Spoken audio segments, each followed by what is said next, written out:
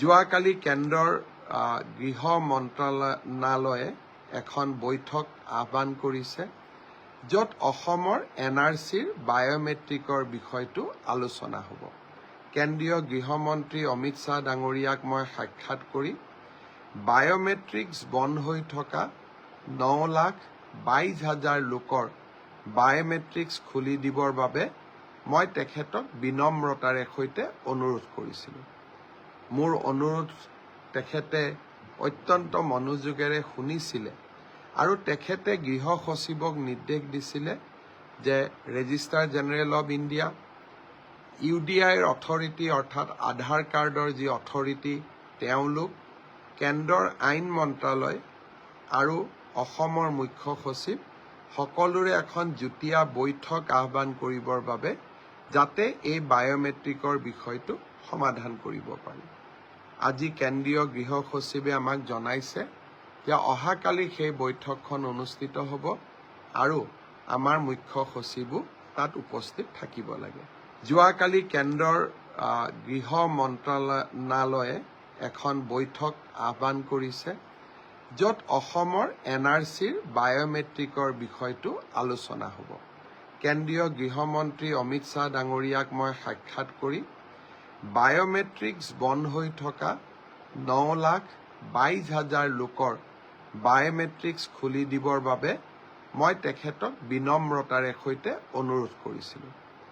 মোৰ অনুৰোধ তেখেতে অত্যন্ত মনোযোগেৰে শুনিছিলে আৰু তেখেতে গৃহ সচিবক নিৰ্দেশ দিছিলে যে ৰেজিষ্ট্ৰাৰ জেনেৰেল অৱ ইণ্ডিয়া, UDIৰ অথৰিটি অৰ্থাৎ আধাৰ কাৰ্ডৰ যি অথৰিটি তেওঁলোক, কেন্দ্ৰৰ আইন মন্ত্ৰালয় আৰু অসমৰ মুখ্য সচিব সকলোৰে এখন যুটীয়া বৈঠক আহ্বান কৰিবৰ বাবে যাতে এই বায়োমেট্ৰিকৰ বিষয়টো সমাধান কৰিব পাৰি।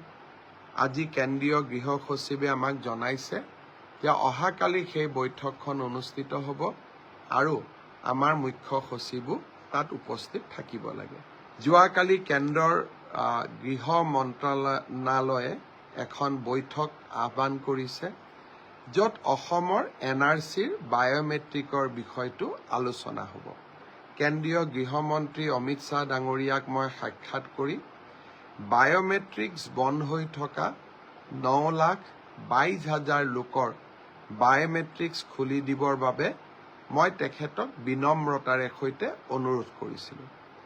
মোৰ অনুৰোধ তেখেতে অত্যন্ত মনোযোগেৰে শুনিছিলে আৰু তেখেতে গৃহ সচিবক নিৰ্দেশ দিছিলে যে ৰেজিষ্ট্ৰাৰ জেনেৰেল অৱ ইণ্ডিয়া, UDIৰ অথৰিটি অৰ্থাৎ আধাৰ কাৰ্ডৰ যি অথৰিটি তেওঁলোক, কেন্দ্ৰৰ আইন মন্ত্ৰালয় আৰু অসমৰ মুখ্য সচিব সকলোৰে এখন যুটীয়া বৈঠক আহ্বান কৰিবৰ বাবে যাতে এই বায়োমেট্ৰিকৰ বিষয়টো সমাধান কৰিব পাৰি।